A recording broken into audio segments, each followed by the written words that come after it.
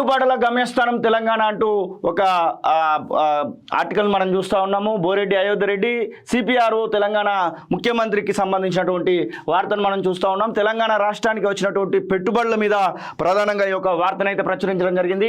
Davos కేంద్రంగా జరిగిన ప్రపంచ ఆర్థిక సదస్సు 2025లో గత ఏడాదితో పోలిస్తే తెలంగాణకు 4 రెట్లు అధికంగా పెట్టుబడులు పెట్టడానికి వివిధ సంస్థలు ఆసక్తి చూపించాయంటే ఆ ప్రయత్నంలో ప్రభుత్వం భారీ విజయం సాధించినట్టే.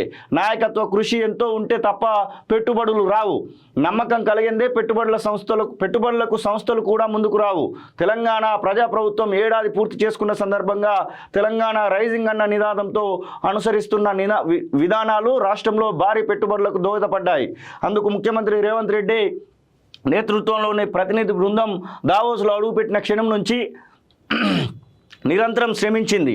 తెలంగాణకు సంబంధించినటువంటి ఆ యొక్క పెట్టుబడుల విషయంలో పరిమితమైనటువంటి సమయంలోనే క్షణం తీరిక లేకుండా ప్రపంచ దిగ్గజాలతోని సంప్రదింపులు జరిపినటువంటి తెలంగాణ సంప్రదింపులు జరిపి దాదాపు 1,78,950 కోట్లు విలువ చేసేటువంటి పెట్టుబడులను దాదాపుగా తెలంగాణ రాష్ట్ర వార్షిక బడ్జెట్లో ఇది దాదాపు 60-65% ఉంటుంది. అంత మేర పెట్టుబడులు తేవడం జరిగింది. దావోస్లో కంట్రీ స్ట్రాటజిక్ డైలాగ్ అన్న అంశంపై వరల్డ్ ఎకనామిక్ ఫోరం నిర్వహించినటువంటి సదస్సులోనూ reimagining urban mobility trends, innovations and opportunities 2030 and beyond అన్న అంశం పైన ఇప్పటికే దీనికి సంబంధించినటువంటి విషయంలో ముఖ్యమంత్రి పోవడము, అలాగే తెలంగాణ పరిశ్రమల శాఖ మంత్రి పోవడము, మొత్తానికి 1,78,950 కోట్లు అనేది అయితే బిగ్ అమౌంట్గా కనబడతా ఉంది. అది ఖచ్చితంగా తెలంగాణ రాష్ట్రానికి వస్తే మాత్రము పెద్ద అచీవ్మెంట్గానే చెప్పుకోవచ్చు. ఇక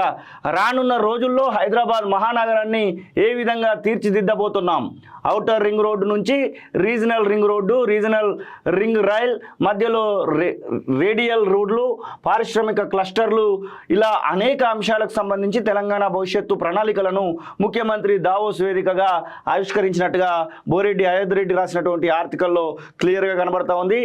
ఏ రాష్ట్రానికి కూడా ఇంత పెట్టుబడులు రాలేదనేది అయితే స్పష్టంగా తెలంగాణ రాష్ట్ర ప్రభుత్వం అయితే చెప్తా ఉంది. మరి అవి తెలంగాణ రాష్ట్రానికి వచ్చి దాదాపుగా 49,000 పైచీలకు ఉద్యోగాలు వస్తాయన్నటువంటి మాటను కూడా మనం చూస్తూ ఉన్నాం.